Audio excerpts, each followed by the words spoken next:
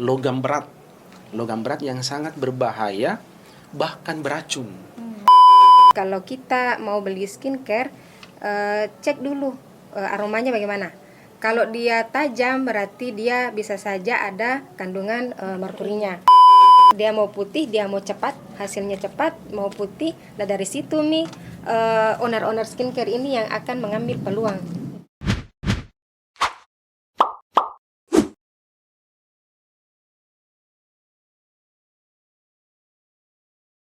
Assalamualaikum warahmatullahi wabarakatuh. Halo, selamat datang di podcast kami, di podcast Akademisi Speak Up. Nah, pada episode kali ini kita akan membahas mengenai isu-isu yang lagi hangat-hangatnya diperbincangkan di masyarakat.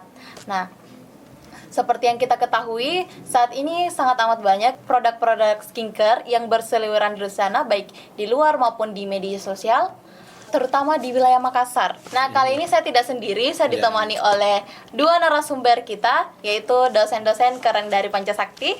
Terima kasih.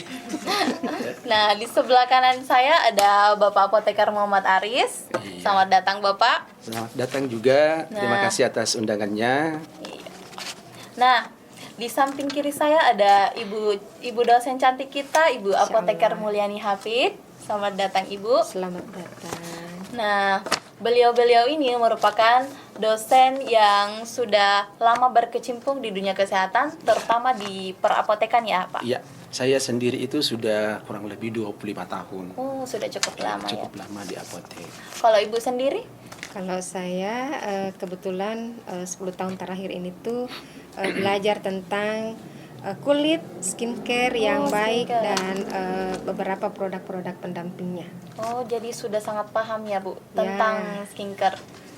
Kurang lebih tahu lah sedikit tentang skincare gitu. Nah, baik, sebelum membahas lebih lanjut lagi, seperti yang kita ketahui sekarang ini kan sudah banyak yang beredar berseliweran di mana-mana Ya. tentang skincare abal-abal, Ya, betul. terutama di Makassar ya. Ya, besar. Nah, bagaimana sih menurut Bapak atau Ibu sebenarnya merkuri itu? Oke. Jadi adik perlu pahami atau masyarakat sebenarnya perlu pahami bahwa merkuri itu adalah logam berat. Logam berat yang sangat berbahaya, bahkan beracun. Merusak. Itu bisa menyebabkan kerusakan jaringan, pembuluh darah sampai kepada organ. Jadi tidak boleh. Jadi sebenarnya tidak boleh digunakan. Nah, tetapi kenapa banyak pengusaha-pengusaha skincare menggunakan itu supaya produknya itu cepat memutihkan. Ya, produk itu ketika konsumennya sudah pakai, mungkin dalam waktu 3 hari, 5 hari, efeknya sudah kelihatan. Tapi dia tidak pernah paham bahwa merkuri itu bisa menyebabkan kanker, bisa menyebabkan gangguan organ lain, jantung, paru-paru, ya itu. Sehingga itu tidak dipersyaratkan sebenarnya. Yang kedua, ada aturan main yang terkait dengan penggunaan skincare, terutama dari sisi komposisi. Oke, makanya skincare yang bagus itu sudah teruji, punya nomor registrasi, kemudian ada namanya izin edar, itu ya. Tetapi karena skincare itu orang hanya memikirkan profitnya tanpa peduli bagaimana dampak negatifnya ataupun dari sisi kesehatannya. Oke? Seperti Iya, itu. seperti itu. Tadi Bapak sebutkan bahwa selain ke kulit juga berpengaruh pada organ lain seperti ginjal. Nah, bisa dijelaskan bagaimana sih merkuri ini bisa masuk ke dalam tubuh manusia? Iya, betul sekali. Jadi misalnya gini, Anda menggunakan skincare yang abal-abal, Anda tidak tahu itu berapa persen kadarnya.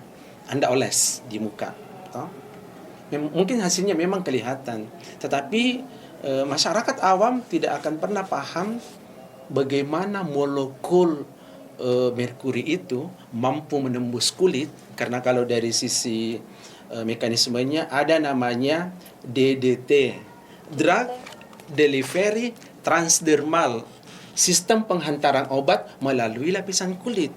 Nah, semakin berbahaya suatu logam, semakin cepat menembus lapisan kulit. Dan dia itu akan mengalir secara sistemik di aliran darah. Nah, sementara dari kesehatan, merkuri itu tidak dibenarkan digunakan. Oke. Seperti itu iya, ya, Pak. betul sekali. Nah, terus bagaimana sih cara kita mengetahui kalau produk ini bermerkuri? Karena karena sekarang ini kan Betul. banyak sekali produk yang sudah BPOM, tapi Ya. nyatanya Betul merkuri. sekali. Betul. Iya. Nah, Betul. ya bisa dijelaskan, mungkin Ibu bisa jelaskan bagaimana sih cara Membedakan. mengetahui, cara membedakan produk ini yang mengandung merkuri merkuri. atau bukan? Betul. Oke, makasih. Jadi begini, produk yang bermerkuri itu bisa dilihat dari warnanya. Oh, Warna, terus dari aromanya, baunya. Karena ya merkuri itu kan logam. Jadi kalau kita mau beli skincare, cek dulu aromanya bagaimana. Kalau dia tajam berarti dia bisa saja ada kandungan merkurinya. Terus di skincare itu kan ada kemasannya, ada komposisinya. Nah, harus diperhatikan komposisinya di labelnya di situ. Nah, biasanya kan kalau produk-produk abal-abal itu dia tidak cantumkan komposisi. Betul. Kandungan apa saja yang ada di dalamnya. Tidak dicantumkan. Betul. Karena dia pakai kemasan yang bisa dibeli di pasar mungkin atau Betul. di tempat-tempat ini karena gampang didapat. Nah, kalau produk yang tidak mengandung merkuri itu dia kemasannya tuh eksklusif, ada izin edarnya, ada BPOM-nya, ada komposisinya, expired lengkap ya. date-nya, iya. Jadi Ada. harus sangat ini, lengkap. Betul. teksturnya juga. dari Teksturnya segi juga, tekstur. iya. Seperti apa itu? Kalau krim bermerkuri itu dia teksturnya lengket. Lengket. Betul. Nah, kalau disentuh ini lengket. Jadi hati-hati kalau ketemu skincare yang aromanya tajam, terus lengket dan tidak ada ininya komposisinya di kemasannya. Oh, walaupun sudah izin POM Ya, Bu? meskipun sudah izin Walaupun POM. sudah izin POM. Karena bisa saja mereka menggunakan izin POM palsu Ya, yang belum didaftarkan di Balai POM sendiri untuk seperti mendapatkan nomor registrasi atau istilahnya sudah terregister. Itu banyak sekarang begitu terjadi. Seperti itu. Iya, betul sekali. Nah, menurut Bapak dan Ibu ini, mengapa produk yang mengandung merkuri ini masih banyak berseliweran di pasaran, terutama di Makassar ini? kalau dari saya sendiri sih karena produk yang dipasarkan itu terutama dari owner-owner skincare yang di Makassar itu mereka hanya kejar untung dan tidak memperhatikan side effect atau efek samping dari produk yang mereka jual. Nah, terus asumsi masyarakat juga saya mau putih. Betul. Nah, itu. Jadi Cepat dari putih. dari situlah dia mau putih, dia mau cepat, hasilnya cepat, mau putih. Nah, dari situ nih owner-owner skincare ini yang akan mengambil peluang. Oh, ini profit di sini. Untung di sini. Iya. Kenapa masih banyak beredar? Karena biasanya owner-owner skincare itu untuk mendaftarkan produknya di BPOM itu dia pakai komposisi yang bagus. Nah, sementara kalau sudah lolos uji nomor BPOM-nya untuk produksi banyak dia ganti komposisinya. Seperti itu. Iya. Ya, betul. Itu kenyataan yang terjadi. Diganti komposisinya. Sehingga Jadi, ada kemarin ya. juga itu dokter Tirta yang sebagai analisis memang dia sengaja pesan itu produk, kemudian dia analisis di laboratoriumnya, ternyata temuannya memang cukup mengagetkan. Cukup mengagetkan, artinya mampu dikelabui pemerintah demi mendapatkan profit. Nah, sehingga sangat kelihatan dalam waktu mungkin 2-3 tahun dia sudah dapat miliaran, puluhan miliar. Agak ngeri. Ngeri sekali untuk memperkaya diri sendiri. Karena modalnya memang modalnya itu murah sekali Ji. Murah. Skincare itu kalau ini murah sekali harganya. Iya. Yang Jadi dapat bermerkuri itu. untung. Iya. Dapat untung banyak. Iya. Tanpa mempedulikan efek samping, efek jangka panjangnya seperti Betul. apa. Yang penting dia untung di dia.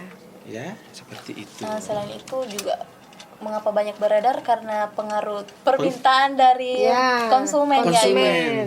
Satu kelemahan satu kelemahan masyarakat Indonesia pada umumnya, mau cepat hasilnya, Mau murah. murah produknya, tapi dia tidak pernah pikirkan bagaimana efek sampingnya, bagaimana jangka panjangnya, berbahaya atau tidak. Yang penting cantik. Yang penting cantik. Karena sekarang juga banyak anak muda yang FOMO Ya. lihat artis Betul kayak sekali. Korea begitu, ikut juga mau putih. Betul sekali. Padahal dia tidak pikirkan bahwa cantik itu harusnya dari dalam. Ada namanya inner beauty. Oke. Nah, baik. Apa sih peran pemerintah dalam mengatasi masalah ini terkait masalah yang Yang Sedang skincare. skincare yang abal-abal ini. Yap. Pertama, sebenarnya kan di dalam aturan Kementerian Kesehatan ataupun standar nasional Indonesia, bahkan aturan negara itu ada namanya istilah FDA, Food Drug Administration, itu sudah jelas dan sudah sangat ketat bahwa suatu produk nanti bisa diberikan izin edar kalau sudah lolos uji. Dan salah satu instansi pemerintah yang punya regulasi resmi dan terkait tentang bahan kosmetik misalnya ataupun makanan itu harus melalui pemeriksaan di Balai POM, ya, Balai Pemeriksaan Obat, Makanan dan Kosmetik itu. Tetapi kalau owner nakal, ya, itu dia tidak peduli itu. Ya, yang penting mungkin dia ada bayar, kita tidak tahu ya regulasi sekarang seperti apa. Pemerintah kita mungkin ada yang backing sehingga dia seperti itu. aman-aman Yang saja saya berjalan. Nanti banyak laporan, banyak ini ada kejadian baru mereka bisa. Tetapi intinya peranan pemerintah di sini sangat dituntut supaya hal ini tidak terulang, ya, dan tidak banyak korban yang berjatuhan. Itu sih mungkin dari saya, ya. Terima Oke. kasih. Nah, untuk Bapak Ibu, apakah ada saran atau edukasi terhadap masyarakat awam terkait pemilihan skincare yang aman untuk kesehatan?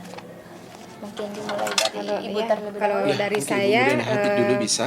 Kebetulan. Kalau untuk masyarakat awam itu pertama ketahui dulu kebutuhan kulitnya apa, jenis kulitnya seperti apa, berkonsultasi ke dokter mungkin atau praktisi kesehatan yang lebih tahu tentang produk. Setelah berkonsultasi maka akan direkomendasikan produk-produk apa yang cocok untuk digunakan, karena tidak Betul. semua produk itu cocok di A Belum mesti tentu cocok di B. Begitupun Betul. juga sebaliknya, karena jenis kulit dan kebutuhan kulit kita itu berbeda-beda. Oh, jadi Jadi tidak boleh langsung asal pakai. Ya, Ya, jangan asal sangat pakai. tidak seperti itu, ya. Konsul dulu, cari tahu dulu jenis kulitnya apa, karena di lapangan itu banyak orang yang tidak tahu sebenarnya saya ini jenis kulit apa. Jadi harus tahu dulu jenis kulitnya, kebutuhannya, baru bisa direkomendasikan produk yang sesuai. Jadi Oke. Iya. itu kalau dari saya, tahu dulu kebutuhannya. Iya, kan jenis kulit itu kan ada namanya kulit berminyak, kulit kering, bahkan ada kulit sensitif dan hipersensitif. Itu.